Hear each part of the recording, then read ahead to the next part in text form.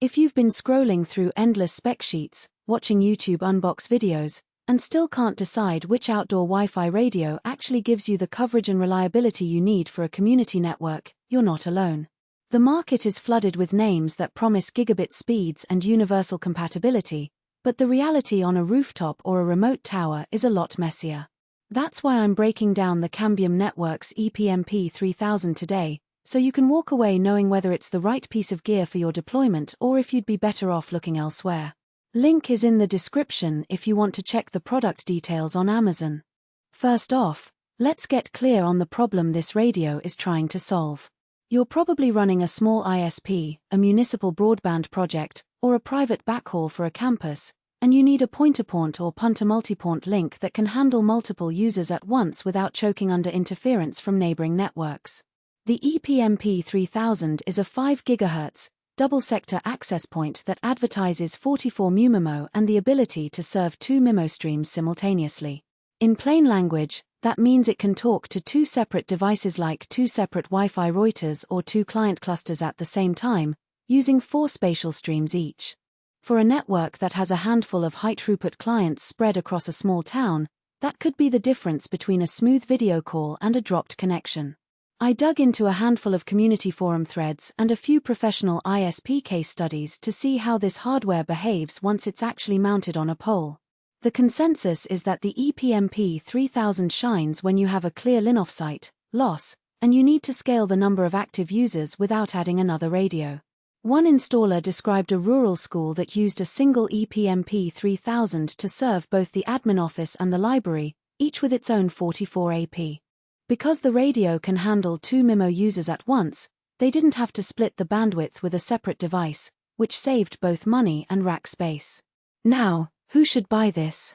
If you're an ISP or a municipal network that already runs Cambium gear and you want to stay within the same management ecosystem, this is a natural fit. Cambium's cloud-managed platform lets you monitor link health, adjust power levels, and push firmware updates from a central dashboard. No need to climb the tower every time you want to tweak something. The double-sector design also means you can point the 2 sectors in slightly different directions, covering a broader area without having to purchase 2 separate radios. For a network that's expected to grow from, say, 20 to 40 concurrent users, the ePMP 3000 gives you headroom without a massive capex hit. On the flip side, if you're a home user or a small office that just needs a point-to-point bridge between 2 buildings, the ePMP 3000 is probably overkill. The hardware is built for carrier-grade deployments, it requires PO injectors, proper grounding, and a level of planning that a DIY enthusiast may find daunting. Also, because it's an FC-Conley model, you'll have to make sure you're operating it in the United States or in a region where the 5 GHz band aligns with the device's certification.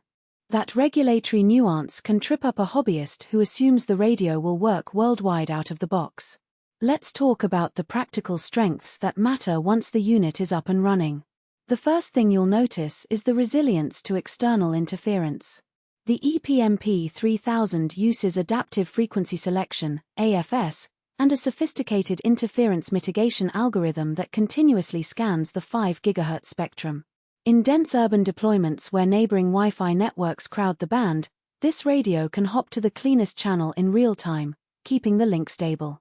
One field report highlighted that after a new apartment complex installed dozens of Wi-Fi routers, the existing Cambium link didn't degrade because the ePMP 3000 automatically retuned itself.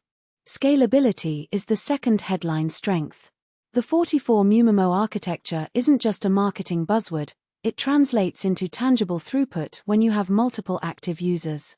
In a test scenario with 244 client radios, the combined downstream capacity stayed above 800 megabits per second, even when both sectors were simultaneously delivering video streams, VoIP, and bulk data. For a small community network that wants to offer HD video streaming as a public service, that level of throughput per sector is a real advantage. Reliability and manageability are also worth mentioning. Cambium's Cloud-Managed Network, CMN, portal gives you a live map of every radio, its signal strength, and error rates. If a sector starts to lose sync due to weather or a misaligned antenna, the portal sends an alert, allowing you to schedule a maintenance visit before users notice a slowdown. The device itself is sealed to IP67 standards, so rain, dust, and temperature swings aren't a daily worry. No product is perfect, so here are the practical weaknesses you'll feel in the field. First, the initial setup can be a steep learning curve if you haven't worked with Cambium's CLI or the web interface before. The configuration wizard walks you through basic settings,